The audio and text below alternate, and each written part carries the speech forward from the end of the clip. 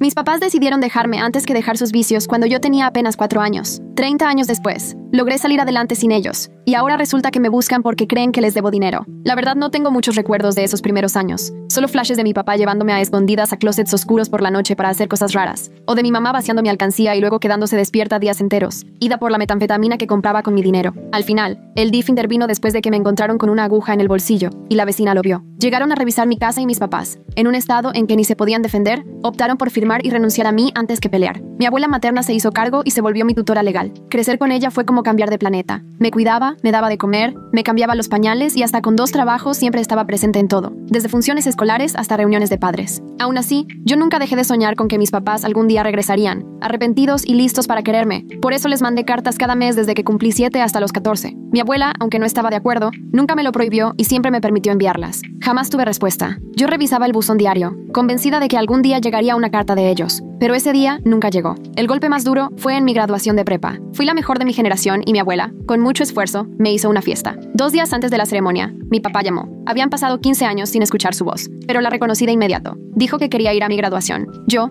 temblando, le di todos los detalles y hasta moví a los amigos de mi abuela para apartar 2 lugares en la primera fila. Nunca aparecieron. Pasé la ceremonia buscándolos entre la gente y ni siquiera pude disfrutar mi propio discurso. Los lugares vacíos me dolían como una burla. Esa noche, mientras todos celebraban, yo me encerré en el baño y lloré hasta quedarme sin fuerzas. Mi abuela me encontró y me abrazó mientras, por fin, me caía el 20 de que para ellos yo era solo algo del pasado. Con ese dolor, me enfoqué en salir adelante. Con el apoyo de mi abuela y becas, entré a una de las mejores universidades para estudiar medicina. Luego vino la escuela de medicina y después, una residencia matadora en cirugía cardíaca. Mi abuela fue mi apoyo siempre, incluso cuando ya usaba silla de ruedas. Cuando por fin logré ser cirujana titular a los 32, lo primero que hice fue pagarle la casa y remodelarla. Mi sobrino, que es hijo de mi prima, siempre fue como un hermano para mí. Cuando entró a medicina el año pasado y no podía pagar la escuela, sin pensarlo, vendí mis inversiones y cubrí sus 2 primeros años, unos $120,000. Sentí que por fin podía darle a alguien el mismo apoyo que yo recibí. Y justo cuando pensaba que la vida iba bien, mis papás reaparecieron. Todo empezó con una llamada un martes en la noche, mientras revisaba notas del hospital. Vi un número desconocido y contesté. Era la voz de mi mamá, más gastada pero inconfundible. No hubo saludo,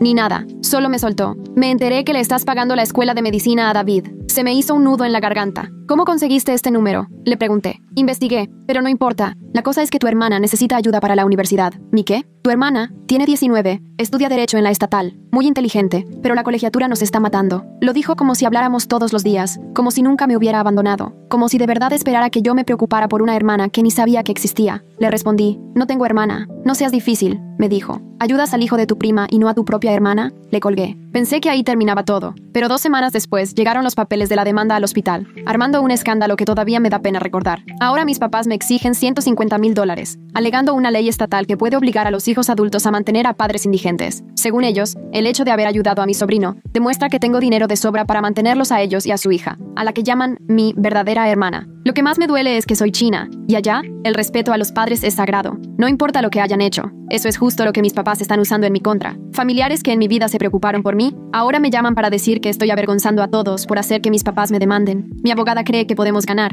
pero me advierte que por el tema cultural, las cosas pueden complicarse y que, aunque cualquiera con tantita lógica vería que tengo razón, puedo perder. En la cultura china, la piedad filial está por encima de todo, incluso si tus papás te trataron mal. Ahora resulta que mis papás andan contando que soy una hija ingrata que se hizo rica y se olvidó de dónde vino. Solo le pido a Dios que esto se resuelva a mi favor. El día que llegaron los papeles de la demanda, el notificador se aseguró de que todos en cardiología me vieran recibirlos. Me temblaban las manos mientras leía ese lenguaje legal durante mi descanso. 20 minutos después, mi celular vibró con un correo del abogado de mis papás. Agregaron acusaciones de difamación, diciendo que yo ando contando mentiras sobre ellos para destruir su reputación. Me quedé viendo esas hojas, porque todo giraba en torno a pláticas que tuve con familiares lejanos que me buscaron después del chisme de la demanda. Ahora decir que fui víctima de abuso y abandono, según ellos, es difamarlos. La ironía me dio risa amarga. Renunciaron a sus derechos para que no quedara constancia de su adicción, y ahora me acusan de difamarlos por mencionar lo que está en los archivos. Ese día me quedé trabajando hasta tarde. El estacionamiento estaba vacío cuando por fin fui a mi coche y ahí estaba ella, mi mamá, parada cerca del elevador, como si hubiera planeado interceptarme desde un principio. Nada de esto fue casualidad. Es evidente que se tomó el tiempo de averiguar mi agenda. Solo quiero ver a mi hija triunfar, dijo, y su voz retumbó en ese edificio de concreto, justo cuando pasaban 2 enfermeras de pediatría Strix, quienes bajaron el ritmo al notar el drama. Mi mamá llegó perfectamente arreglada, ropa sencilla, casi nada de maquillaje. Lucía como la típica madre preocupada, no como la mujer que alguna vez me quitó cuando tenía 4 años para alimentar sus vicios. La acusación me salió antes de poder evitarlo. Me dejaste. Lo grité con tanta furia que mi voz rebotó por todas partes, y la fachada profesional que había construido se desmoronó por completo. La seguridad del hospital se acercó, pero no a mi mamá, sino a mí, mientras ella seguía ahí, tranquila, con las manos juntas, aparentando toda la calma del mundo y yo siendo la que parecía fuera de control. Lamento que te sientas así, dijo suave pero firme, lo suficientemente claro para que todos los curiosos la escucharan. Llevamos años en recuperación, solo queremos hacer las cosas bien. Su manera de respirar me provocó una reacción instintiva. Era el mismo ritmo de aquellas noches encerrada, el respiro de mi papá en mi cuello. Mi cuerpo lo reconoció antes que mi mente. La seguridad me pidió amablemente que me fuera a casa. Mi mamá se fue despacio y todavía se detuvo a platicar con las enfermeras que vieron todo. Me quedé sentada en el coche casi 20 minutos, temblando tanto que ni siquiera podía encenderlo. Y al día siguiente, como si no tuviera suficiente, surgió otro problema. El doctor Martínez, mi colega en cirugía, me alcanzó entre procedimientos. Su hija tenía recital de piano esa noche, justo cuando salió una cirugía urgente de reemplazo valvular. Teníamos un acuerdo no escrito. Nos cubríamos en eventos personales, después de 3 años de trabajo juntos. Pero esa noche también era la única en la que mi abogado podía verme para la demanda modificada. La decisión me pareció inevitable. El paciente siempre va primero. Le dije a Martínez que yo me quedaba en la cirugía y reagendé con el abogado. Sin saberlo, mis papás ya llevaban tiempo vigilando, esperando justo ese tipo de circunstancia. Mientras yo pasaba 4 horas en quirófano reemplazando una válvula mitral defectuosa, ellos fueron a la iglesia de mi abuela. Llegaron durante el servicio de los miércoles, primero sentados hasta atrás, luego avanzando poco a poco mientras la gente los iba ubicando. Cuando por fin salí, ya se habían presentado como los padres amorosos y rehabilitados que buscaban reconectar con la familia. Tenía 17 llamadas perdidas. El primer buzón era de la señora Chen, amiga de mi abuela. Tus papás están aquí en la iglesia. Le dicen a todos que quieren arreglar las cosas. Tu abuela no sabe qué hacer. El segundo era de mi sobrino David, claramente alterado. Tía, habló la oficina de ayuda financiera. Dicen que podría haber problemas con mi beca por una demanda. ¿Qué está pasando? El tercero era de mi abuela, su voz bajita y dudosa. Dicen que quieren arreglar las cosas, que ya llevan años sin beber. Ya no sé qué creer. Todo se desató al mismo tiempo. Mi paciente empezó a descompensarse justo cuando estaba por irme. Tuve que regresar corriendo al quirófano, la pura adrenalina manteniéndome de pie. Mientras mi equipo trabajaba para estabilizarla, mi teléfono seguía echando mensajes. Mis papás ya estaban en casa de mi abuela. La escuela de David amenazaba con congelarle la beca hasta aclarar el asunto familiar. Al final, por salvar a mi paciente, no tuve manera de interceptar a mis papás. Cuando por fin los signos vitales de la paciente estuvieron estables y salí, ellos ya llevaban 2 horas con mi abuela, vendiéndole su versión de redención y reconciliación. Mi entrega al trabajo,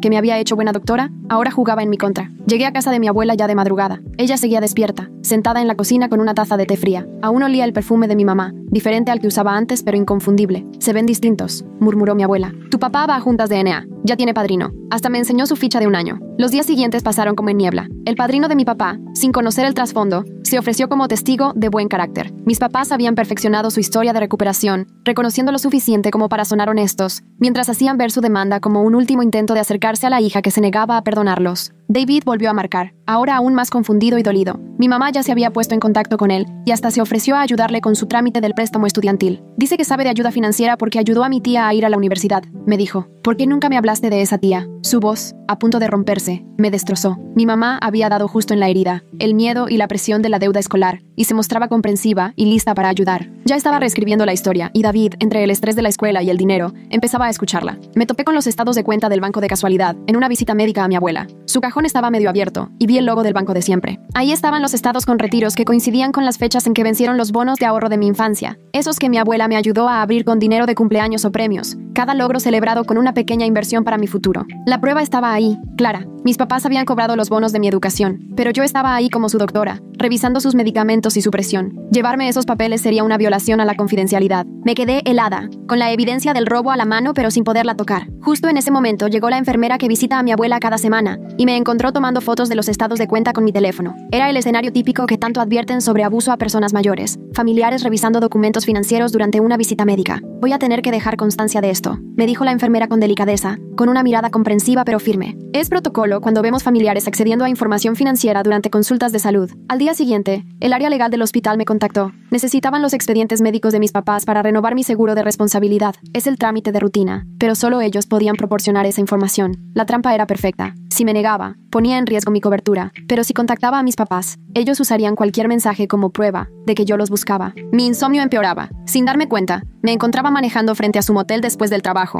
solo por saber dónde andaban y qué planeaban. Mi abuela, al notar mi estado de alerta, me recordó la época cuando mi papá se fue de la casa. «Estás igual que entonces», me soltó una noche, siempre al pendiente de la puerta, brincando con cualquier ruido. Esa reacción mía, que había pasado desapercibida durante años, de pronto se sentía como una inestabilidad evidente. Mis papás hasta se metieron al grupo de Facebook de voluntarios del hospital. Su primera publicación tenía fotos en el área de pediatría, ellos con camisetas iguales, sonriendo, como si repartieran alegría. Cuando le mandé esa publicación a mi abogada para advertirle que estaban metiéndose en mi trabajo, me sentí paranoica y mezquina. Seguía haciendo mis rondines diarios. No podía evitarlo. Un día, terminé siguiendo el coche de mi mamá hasta la universidad estatal. Mi prima me vio estacionada afuera de la Facultad de Derecho y luego me reclamó, preguntando que por qué la estaba acosando. Me dolió porque, aunque exagerado, no estaba tan fuera de la realidad. Sí estaba vigilando sus movimientos, anotando dónde estaban, juntando pruebas que solo me hacían parecer obsesiva. Después mis papás dieron un golpe maestro. Ayudaron a mi abuela a conseguir un mejor seguro de Medicare, ahorrándole de verdad en sus medicinas, pero ahora ellos controlaban todos los detalles de la póliza, apretándole la tuerca con sus decisiones médicas. Me dio un escalofrío darme cuenta de que la firma de mi papá en los papeles era del mismo día en que ocurrió uno de esos episodios en el closet que yo había contado en terapia años atrás. El cansancio empezó a pasarme factura en el trabajo. Un día casi le pongo la dosis equivocada de heparina a un paciente, pero corregí a tiempo. No pasó nada, pero en el reporte dejaron claro que el estrés familiar ya estaba afectando mi desempeño. Estas palabras quedarían grabadas, como prueba de que mi capacidad iba en picada. Mi mejor amiga, Sara, quería ayudarme, pero su esposo, que es trabajador social, puso las cartas sobre la mesa. Si yo apoyo oficialmente lo que dices de tu abuela, estoy obligado a reportar. El DIF también tendría que investigar cómo vive. O sea, el sistema que se supone que protege, obligaba a mis amigos a escoger entre la amistad y la ley. Mis compañeros ya murmuraban después de que me cacharon llorando en el closet de suministros entre cirugías. Alguien incluso publicó en el grupo de médicos preocupados que había una doctora inestable cuya situación familiar ya estaba afectando a los pacientes. Me di cuenta con verdadera angustia que mi reputación de años se venía abajo ahí mismo, en tiempo real. La mentira de mi mamá sobre visitar a la abuela cada mes coincidía, curiosamente, con que la abuela tenía su cita fija en la estética. Cuando la estilista fue interrogada, confirmó haber seguido a mi mamá, pero solo porque ambas iban a peinarse ahí, no porque ella visitara a la abuela. Pero ese testimonio iba a sonar como si le diera la razón a mi mamá. Hasta mis amigas iban cayendo en la red. Mi mamá le ofreció a Sara ayudarla con contactos para conseguir proveedores más baratos para su boutique. Sonaba tentador, incluso útil. Sara me confesó que lo estaba pensando. En los negocios chicos cada peso cuenta, y el ahorro sería bueno. Cuando intenté demostrar que mis papás nunca iban a ver a la abuela usando los registros de seguridad del hospital, resultó que violé la ley de protección de datos, porque no tenía permiso de acceder a esos registros. Hasta cuando tenía la razón, quedaba como irresponsable, hasta ilegal. Por querer pruebas, ya estaba metida en problemas legales. Después de documentar otra de sus mentiras, me detuve en un bar cerca del hospital. Pedí una cerveza para tranquilizarme. Un familiar de un paciente me tomó una foto y la subió al mismo grupo de Facebook. Doctora con problemas familiares de adicción tomando sola en un bar. La historia se contaba sola. Me estaba convirtiendo en mis papás. Nos paramos en las escaleras del juzgado, ninguno dispuesto a ceder. Ellos no podían echarse para atrás porque sería aceptar su mentira. Yo no podía rendirme sin arriesgar a mi abuela y dejar que la manipularan. Esta pelea iba a destruir mi carrera médica o terminar de evidenciar su abuso. Ya no había modo de quedar bien. Mi mamá empezó a ir a los seminarios del hospital sobre recuperación de adicciones. Siempre se sentaba enfrente y compartía su historia de redención con todos. Las frases que decía me sonaban conocidas. Eran de los correos que yo le mandaba hace años, suplicándole que buscara ayuda. Usó mis palabras sobre el perdón y las segundas oportunidades, pero contándolas como si fueran parte de su propia transformación. La confrontación fue en la cafetería del hospital. Mis papás me acorralaron en la comida. Las voces se elevaron y llamaron la atención. Yo los acusé de acoso. Ellos aseguraron que yo los había amenazado. Cuando terminó la discusión, cada uno estaba convencido de su versión. Después, las cámaras mostrarían gestos agresivos de los dos lados. Imposible saber quién empezó. La solicitud de pruebas de mi abogado reveló algo que me destrozó. Viejos correos que mandé a mis papás, desde los 7 hasta los 14 años, estaban anexados como evidencia. Eran páginas y páginas de una niña rogando cariño, prometiendo portarse bien si volvían. Esas cartas tiraban por la borda mi versión de que fui una hija abandonada que superó su pasado. Más bien, me pintaban como alguien que siempre buscó la reconciliación, hasta que ellos se acercaron. Mi hermana empezó a contarle a sus profesores y compañeros de pre-ley su versión, que su hermana, la doctora exitosa, no quería ayudarla con la colegiatura solo por rencor hacia los papás. La historia se regó por la universidad, y con cada vez que la contaba, le agregaban otra capa de supuesta crueldad a mi imagen. Incluso el timbre con cámara que yo le puse a la abuela acabó siendo prueba en mi contra. Los videos mostraban a mis papás llevándole mandado, ayudando en el jardín, asegurándose de que estuviera bien. Sin contexto, parecían hijos dedicados cuidando a su mamá, mientras yo brillaba por mi ausencia. Las horas de las visitas coincidían justo con mis turnos en el hospital, detalle que hacía ver que mi dedicación al trabajo era, en realidad, abandono. El juez de lo familiar leyó mis denuncias de abuso con escepticismo, sin ningún reporte policial ni documentos médicos de mi infancia, Mis acusaciones parecían solo pretextos para evadir mi responsabilidad como hija. Los papeles de renuncia voluntaria mostraban que mis papás habían cedido sus derechos, pero nunca explicaban el motivo. Para el juez, yo solo era una hija queriendo castigar a sus padres, quienes ya habían pagado con años de ausencia. Descubrí que mis papás querían acceder a unas cuentas bancarias antiguas, abiertas cuando mi mamá era joven y que la abuela ya ni recordaba. Usando las contraseñas que tenía la abuela, cambié los accesos para que no pudieran entrar. Pero al revisar el historial de mi navegador, parecía que yo escondía dinero o manipulaba las cuentas de la abuela para beneficiarme. Mientras tanto, la cuenta de Instagram de mi hermana se llenó de publicaciones donde decía trabajar en 3 lugares para poder pagar la universidad. Subía fotos en cada trabajo, en la cafetería por la mañana, en la biblioteca por la tarde y en el restaurante por las noches y fines de semana. Etiquetaba a medio mundo y ponía de pie de foto que su hermana doctora,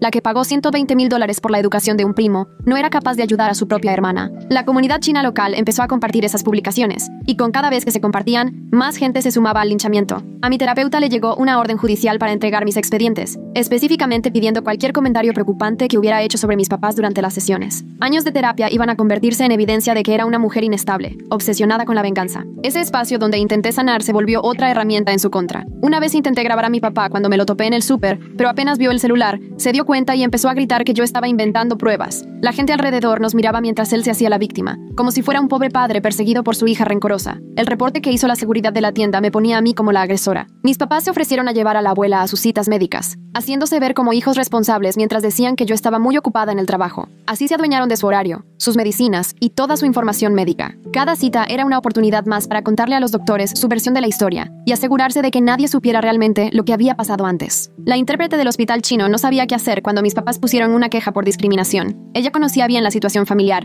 pero también tenía hijos que mantener y eligió quedarse callada durante una mediación, dejando que la versión de mis papás pasara como la oficial. Empecé a notar detalles que me perseguían. Mi mamá llevaba el brazalete de jade de la abuela, una reliquia que de repente le habían regalado. Mi papá usaba los lentes de mi abuela porque según esto los suyos estaban rotos y ella le había insistido en dárselos. Después de cada visita, la ropa de mi mamá olía a lavanda igual que la abuela. Todo esto se sentía como pequeños robos imposibles de probar. Mis papás, a través de su abogado, me propusieron retirar la demanda si yo firmaba que el abandono había sido un malentendido y además me comprometía a darles una pensión mensual. Decían que así la abuela podría pasar sus últimos años en paz, viendo a la familia unida. Cuando me negué, lo presentaron como si yo pusiera mi orgullo antes que la felicidad de una anciana. Y entonces una revelación me movió el piso. Los registros judiciales decían que mis papás no estaban drogados cuando firmaron la renuncia. En realidad estaban en abstinencia. Toda la línea del tiempo que yo recordaba estaba equivocada. Sí, seguían siendo adictos que prefirieron las drogas antes que a mí, pero el detalle al que me aferré por décadas no era cierto. Ese error me hizo dudar de todo lo demás que creía saber. Lo que terminó de cambiar el rumbo fue la confesión de mi abuela, cansada de tanto pleito. Dijo que durante 30 años llevó un diario donde anotó cada vez que mis papás le pidieron dinero y cada visita que acabó en un apoyo. Los abogados de ambos lados no podían creerlo cuando ella sacó libreta tras libreta, llenas de su letra temblorosa registrando décadas de préstamos. Pero ahí no acabó la sorpresa. El dinero nunca fue robado ni forzado. Ella lo dio siempre con la esperanza de que algún día sirviera para que mi mamá y yo nos reconciliáramos. Cada peso era una inversión en una esperanza que nunca se cumplió. Lo que yo veía como robo, para ella era el precio de no perder la fe. Por su parte,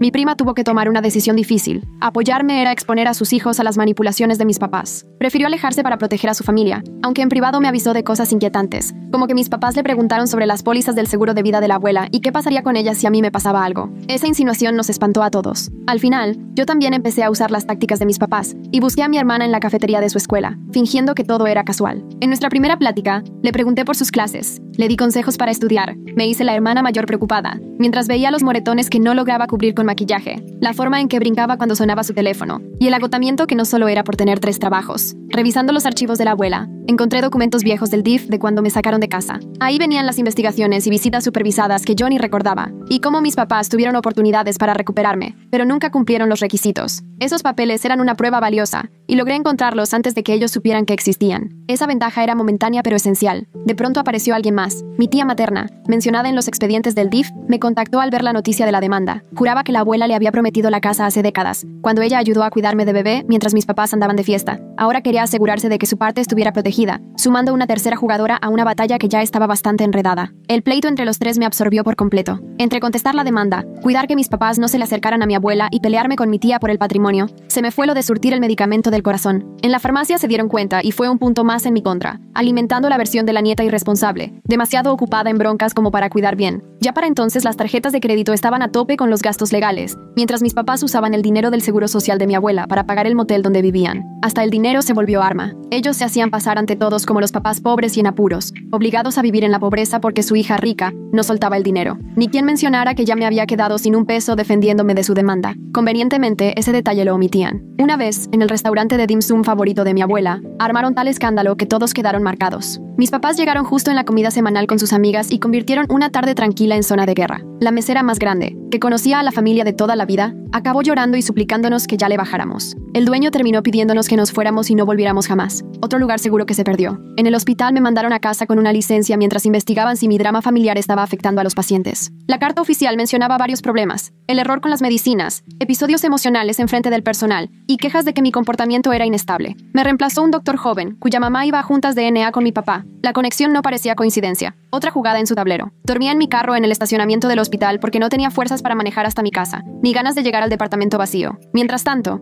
en la iglesia, mis papás se vendían como los santos que cuidaban a la mamá que los desheredó, como si fueran mártires respondiendo a las maldades con bondad. La voz se corrió entre los feligreses y cada vez que la contaban, le sumaban más drama. Mi abuela fue la que terminó por romper mi resistencia. Me encontró entre papeles y estados de cuenta, organizando todo en su mesa. Me pidió, con una tristeza que me destrozó, que soltara ya la pelea antes de que me acabara también a mí, que ya no quería ser el trofeo entre hija y nieta. Su dolor me hizo caer en cuenta que estábamos destruyendo justo a quien yo decía proteger. Empezó a traer consecuencias para otros inocentes por mi investigación del pasado de mis papás. Una residente joven que me dio información de sus visitas al hospital terminó con una sanción disciplinaria por romper la confidencialidad de los pacientes. Y hasta su hija me preguntó un día por qué su mamá estaba triste, cargándome todavía más culpa. El esposo la amenazó con divorciarse si seguía metida en mis problemas. Yo sabía que estaba lastimando a la gente, pero no podía parar. Necesitaba pruebas para demostrar mi versión y nada me detenía. Todos los que me ayudaban salían raspados, con sus trabajos y sus familias tambaleándose por meterse en mi lío. Lo que me hacía buena cirujana, ser terca, enfocada y nunca rendirme, solo estaba destruyendo más vidas a mi alrededor. Una tarde, mientras llenaba papeles, David me soltó una pregunta que me frenó en seco. ¿Y si en realidad tu abuela sí quisiera ayudarlos? Esa duda tan simple me pegó donde más me dolía. ¿De verdad la estaba protegiendo? ¿O la estaba usando como bandera en mi guerra personal?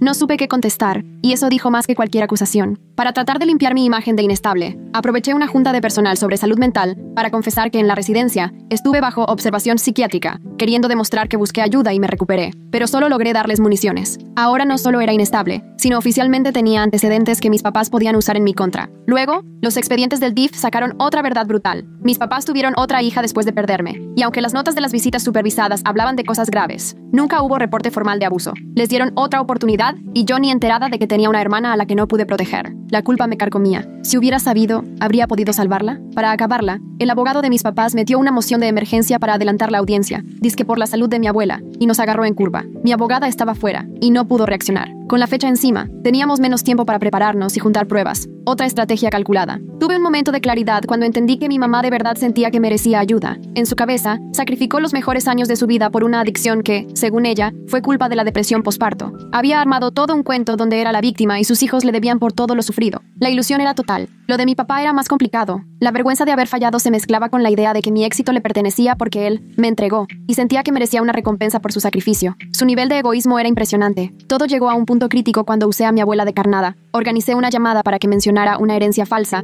y ver si mis papás mordían el anzuelo. Funcionó, claro, pero rompí mi promesa de no meterla directo en el conflicto y crucé una línea que juré no cruzar. La doctora buena y ética desapareció. En su lugar, yo ya era una estratega fría y calculadora que mi abuela ni reconocía. Manipulé, puse trampas, usé la confianza de la gente para mi favor. Cada victoria me dejaba vacía, porque para lograrla tenía que convertirme en alguien que odiaba. Tal vez era necesario, pero me estaba partiendo el alma. Al final, fue la relación con mi hermana la que trajo por fin la prueba que tanto necesitaba. Mientras estudiábamos hasta tarde, ya exhausta y con la guardia baja, me confesó que sus papás le habían dicho exactamente qué decir cuando testificara. Me enseñó mensajes con las palabras que tenía que usar, historias que inventar y emociones que fingir. Grabé esa confesión con mi celular escondido en la mochila. Pero ver cómo lloraba por perder a la única familia que conocía hizo que la victoria supiera amargo. Terminamos en el baño del juzgado, las dos llorando, pero cada una con su razón. Ella lloraba por unos padres que la usaron como herramienta, y yo por la hermana que no pude salvar, y la inocencia que ambas habíamos dejado atrás. Ese momento de conexión fue real, pero no podía ignorar todo lo que nos separaba. Volvimos a nuestros bandos opuestos, las dos víctimas de los mismos manipuladores. Después, la contrademanda de mis papás por daño emocional conmovió al juez. Ya grande, que solo veía a una familia rota, hijos peleando por dinero y una señora mayor sufriendo. Los detalles del abuso y la manipulación simplemente no cabían en la historia fácil de hijos malagradecidos. Las lágrimas de mis papás parecían reales para cualquiera que no supiera lo bien que actuaban. Todo estaba en manos del testimonio de mi abuela, pero su memoria, especialmente por el estrés y los cambios de medicamento, la hacía poco confiable. Se confundía con las fechas, mezclaba historias y a veces ni recordaba quién era cada hija. El abogado de mis papás iba a usar cualquier error, cualquier confusión, para que no le creyeran. Hasta mi apoyo a mi hermana se volvió una desventaja. Yo le explicaba lo básico de medicina cuando íbamos por un café, ayudándole a pasar materias de ciencias en la carrera. Ahora me preguntaba, de verdad confundida, ¿por qué si le ayudaba con la tarea y no a mi mamá con sus gastos? Esa pregunta, hecha sin malicia, dolió más que cualquier acusación. El hospital se dividió. Colegas que ya sabían lo que es lidiar con familiares adictos entendían perfectamente las tácticas de manipulación y me apoyaban en silencio. Pero otros, sobre todo los que creen mucho en las segundas oportunidades, me veían cruel y despiadada. La cafetería se volvió campo de batalla de rumores y bandos claros. Al investigar la ley sobre obligación filial, me topé con la dura realidad. La ley exige capacidad de pago, pero no contempla el abuso emocional sin pruebas. El abandono por sí solo no te exenta, a menos que haya registros penales u órdenes de restricción de cuando ocurrió el abuso. Mis papás siempre habían sido lo bastante listos para nunca dejar evidencia. Entonces le pedí un favor enorme, de 30 años, a la amiga de mi abuela que trabaja en la cafetería. Ella había visto cómo mis papás iban y venían, y cómo cada vez que se iban era con dinero en la bolsa, mientras mi abuela pasaba apuros para tener ropa o despensa. Su testimonio ayudó a demostrar el patrón de abuso financiero, pero ella fue clara. No iba a arriesgar su pensión confesando que ayudó a ocultar dinero. Así que testificó solo lo indispensable, confirmando que sacaban dinero pero nunca admitiendo su parte en proteger a la abuela, lo que le quitó fuerza a su declaración. Ella estaba entre decir la verdad y cuidarse, otra víctima más del control de mis papás. Pero lo más fuerte salió en el contrainterrogatorio, cuando el diario escondido de mi abuela reveló algo más oscuro. Ahí había dejado huella de amenazas disfrazadas que mi papá le hacía cuando la visitaba, comentarios inquietantes sobre accidentes de adultos mayores que viven solos, observaciones sobre sus horarios de medicamento o lo fácil que era caerse por las escaleras. Aún así, seguía recibiéndolos, convencida de que eso evitaba algo peor. La sala quedó helada mientras el fiscal leía una a una las páginas donde anotó la intimidación. Yo temblaba al verla explicar por qué mantenía todo en secreto. Eligió el riesgo para no perder del todo a su hija. Su sacrificio dejó a todos en shock, incluso al abogado de mis papás, que no paraba de mover los papeles. En uno de los recesos, la llave de la caja fuerte apareció en la bolsa de mi abuela. La había guardado en secreto, pagando todo en efectivo para no dejar huella. Adentro encontramos grabaciones hechas con un casete viejo, escondido en su canasta de tejido. Eran conversaciones de mis papás hablando sobre dinero, planeando cómo manipularla y burlándose de las cartas que yo les escribía. Pero esas pruebas costaron caro. Mi abuela vivió años con miedo, documentando amenazas, pero aguantando todo con tal de protegerme de algo peor. Las cintas mostraron que ella supo del consumo de sustancias mucho después de que mis papás juraban estar bien, pero mantuvo la mentira para no matarme la esperanza. Me quedé sola en el pasillo del juzgado, digiriendo todo eso. Ella renunció a su paz, viviendo bajo amenaza, porque creía que así nos protegía. Esa decisión me pesaba en el pecho. El juez ordenó un receso para escuchar las cintas. Mis papás se quedaron con su abogado, pálidos al darse cuenta de que ahora sus propias palabras les iban a costar caro. A mi mamá le temblaban las manos mientras jugaba con su moneda de NA, ese amuleto que siempre le dio fuerza, y ahora no podía contra la verdad. En ese receso, tomé una decisión que ni mi abogada esperaba. Le pedí que buscara protección civil en vez de cargos penales. Sabía que mi abuela no quería ver a su hija en la cárcel, y yo necesitaba respetar ese deseo aunque nunca lo dijera. Sentí que, por fin, estaba entendiendo a mi abuela. Proteger, pero poniendo límites, no destruyendo. Luego salió a la luz el certificado de consejero en adicciones de mi papá. Ahí decía que llevaba sobrio apenas 18 meses, cuando él juró que visitaba a la abuela limpio desde hace años. Los estados de cuenta mostraban retiros de dinero durante el supuesto periodo de recuperación. Presenté todo tal cual, sin atacar su proceso. Los hechos hablaban solos. La explotación siguió mientras la adicción seguía activa, no porque hubiera mejorado. Mi mamá apenas entendió que yo no iba a caer en el juego de parecer vengativa por las mentiras sobre su sobriedad. El informe del perito contable fue devastador. Décadas de retiros sospechosos coincidían con cada visita y aumentaban cuando había broncas económicas. Todo era clarísimo. Explotación sistemática disfrazada de reconciliación. Después testificó mi tía, primero, para respaldar su propio reclamo de la casa, pero cuando le mostraron las pruebas de la explotación, ya no pudo seguir mintiendo. Admitió que había visto cómo sacaban dinero mientras mi abuela apenas tenía para vivir, y confirmó el patrón de manipulación financiera. Su testimonio, aunque lo dio a fuerzas para cuidar sus propios intereses, terminó por confirmar todo lo que ya sabíamos.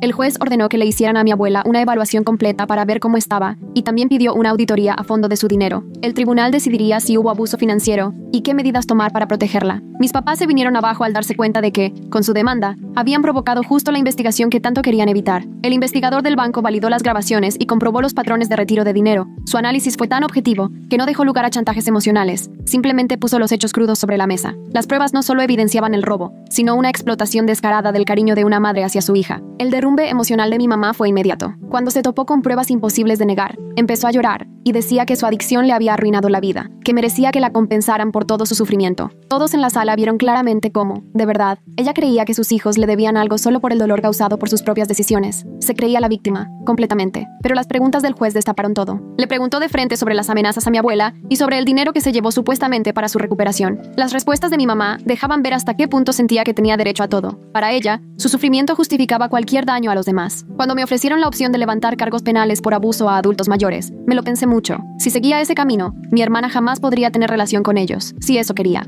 En vez de eso, pedí órdenes de protección civil y que regresaran el dinero al patrimonio de mi abuela. Mientras tanto, mi hermana estaba sentada entre el público, viendo cómo toda la historia que mis papás habían armado se caía a pedazos. Las pruebas dejaban claro que no eran víctimas buscando una segunda oportunidad, sino manipuladores que usaban el discurso de la recuperación para aprovecharse de la compasión de los demás. Sus lágrimas decían que reconocía patrones que había vivido, aunque nunca los había sabido nombrar. El fallo del juez fue claro. Rechazó por completo la demanda de responsabilidad filial, les prohibió a mis papás acercarse a mi abuela y les ordenó devolver el dinero que se comprobó que le quitaron. También dictó una orden de restricción para proteger a mi abuela de cualquier otro abuso. Ellos podían seguir con su proceso de recuperación, pero ya no a costa de la persona que lastimaron. La reacción en la comunidad china fue un campo de batalla. Algunos adultos mayores insistían en que la piedad filial era sagrada y que debía apoyar a mis papás, aunque me hubieran hecho daño. Pero otros, sobre todo los que han vivido la adicción en sus familias, entendieron que las tradiciones no justifican el abuso. Eso abrió la puerta a pláticas muy incómodas sobre dónde termina la tradición y dónde empieza la protección. En mi trabajo pasó lo mismo. Unos colegas se alejaron incómodos por el escándalo familiar,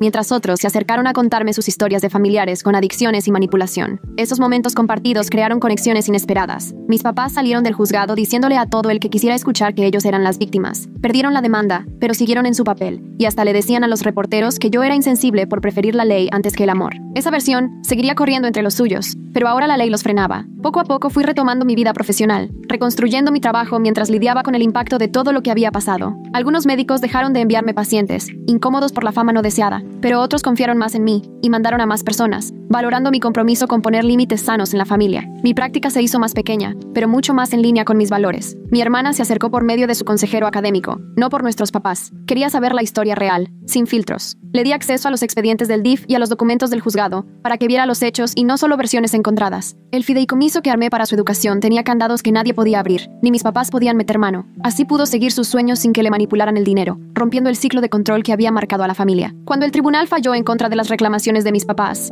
David pudo recuperar su financiamiento y se dedicó a estudiar con más gratitud por el esfuerzo que hubo detrás de su educación. Nuestra relación se hizo más profunda, porque los dos entendíamos lo que era crecer con disfunción y lo que significa decidir liberarse. El alivio de mi abuela se notaba hasta en el aire. Esa angustia constante de tener que manejar a su hija y protegerme a mí desapareció, y por fin pudo vivir sin miedo a ser manipulada o amenazada. Su salud mejoró mucho en cuanto se acabó tanto estrés. Hicimos nuevas rutinas con límites claros. Yo me hacía cargo de su salud, y un fiduciario nombrado por el juez manejaba sus finanzas. Esa separación nos protegía a ambas de cualquier problema futuro, y aseguraba que sus necesidades estuvieran cubiertas sin riesgo. Mi hermana y yo empezamos a construir una relación propia, sin depender de nuestros papás. Lo que al principio eran solo cafés se volvieron sesiones de estudio, y luego pláticas muy sinceras sobre los traumas que cada una arrastraba, distintos pero conectados. Sabíamos que no podíamos recuperar lo que habíamos perdido en la infancia, pero sí podíamos elegir cómo queríamos relacionarnos en adelante. El hospital terminó la revisión con recomendaciones para mejorar el apoyo al personal que enfrenta crisis familiares. Mi experiencia sirvió para evidenciar las fallas del programa de asistencia, y gracias a los cambios, otros colegas tendrán un mejor respaldo en el futuro. Hubo amistades y relaciones laborales que no pudieron recuperarse. La distancia se quedó por el efecto de lo que viví. Proteger a mi abuela tuvo un costo, y algunas pérdidas fueron definitivas, pero también llegaron conexiones nuevas e inesperadas. Varios trabajadores de la salud que antes callaban sus propios problemas familiares se animaron a buscar ayuda. Los jóvenes de la comunidad china empezaron a cuestionar hasta dónde debía llegar la obediencia filial y cuándo ya era abuso. Mi historia, aunque dolorosa, abrió la puerta a discusiones que ya eran urgentes. 6 meses después, estaba sentada al lado de mi abuela en su chequeo del corazón. Sus signos vitales decían todo. La tranquilidad que llegó cuando se acabó el estrés era más que evidente. Ya no hablamos de mis papás, ni del juicio. En lugar de eso, ella me enseñó a tejer. Esa misma habilidad que antes le sirvió para recopilar pruebas en secreto, ahora se convirtió en una forma de sanar. Mi hermana me mandó un mensaje sobre sus calificaciones de primer año, puras 10, a pesar de todo lo que había pasado.